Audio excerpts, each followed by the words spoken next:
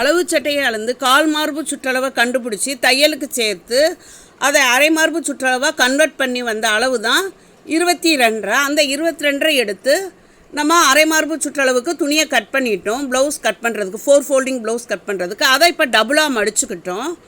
மடித்து பின் பண்ணிடணும். இப்படி நம்ம 4 ஃபோல்டிங் பண்ணும்போது எல்லா பக்கமும் பின் போட்டு நம்ம ப்ளவுஸ் வரைஞ்சோம்னா தான் நல்லா மூவ் ஆகாமல் அளவுகள் மாறாமல் கரெக்டாக வரும். அதுவும் நம்ம ஒரு ப்ளவுஸ்க்கு மேலே டபுள் ப்ளவுஸ் போட்டு கட் பண்ணோம்னா கண்டிப்பாக பின் பண்ணணும் நம்ம. அதுக்கப்புறமா 4 ஃபோல்டிங் பண்ணுறதுக்கு இடுப்பு உயரம் பார்க்கணும். பின்னாடி முதுகு உயரம் ஷோல்டர்லேருந்து கீழே இடுப்பு பட்டி வரைக்கும் உயரம் பார்க்கும்போது நமக்கு டேப்பு வந்து சுருக்கு இல்லாமல் இருக்கணும் ஃபஸ்ட்டு. இல்லை அளவு சட்டையும் சுருக்கு இல்லாமல் இருக்கணும். இப்போ ரெண்டுமே சுருக்காக இருந்தால் அளவு சட்டையை ஒன்று அயன் பண்ணிக்கிடணும். இல்லைன்னா அந்த அளவு சட்டையில் லைட்டாக தண்ணி தொளித்து இந்த சுருக்கை எடுத்து விட்ருக்கணும்.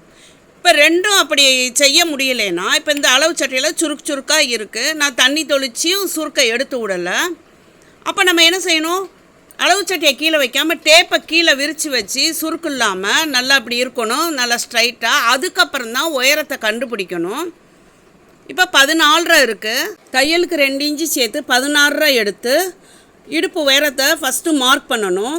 எப்பயுமே நம்ம கீழே இருந்து தான் கிராஸ் கட்டிங்க்கு உயரம் மார்க் பண்ணுவோம். ஆனால் 4 ஃபோல்டிங் ஸ்ட்ரைட் கட் பண்ணுறதுக்கு மேல் பக்கம் இருந்து தான் அந்த உயரத்தை மார்க் பண்ணணும். மார்க் பண்ணி கோடு போட்டு எடுத்துக்கிட்டு பேக்குன்னு அடையாளப்படுத்திக்கோங்க. இதில் ஃப்ரண்ட்டு நம்ம எல்லா உயரம் அளவுகளுமே ஃப்ரண்ட்டில் தான் வரைவோம்.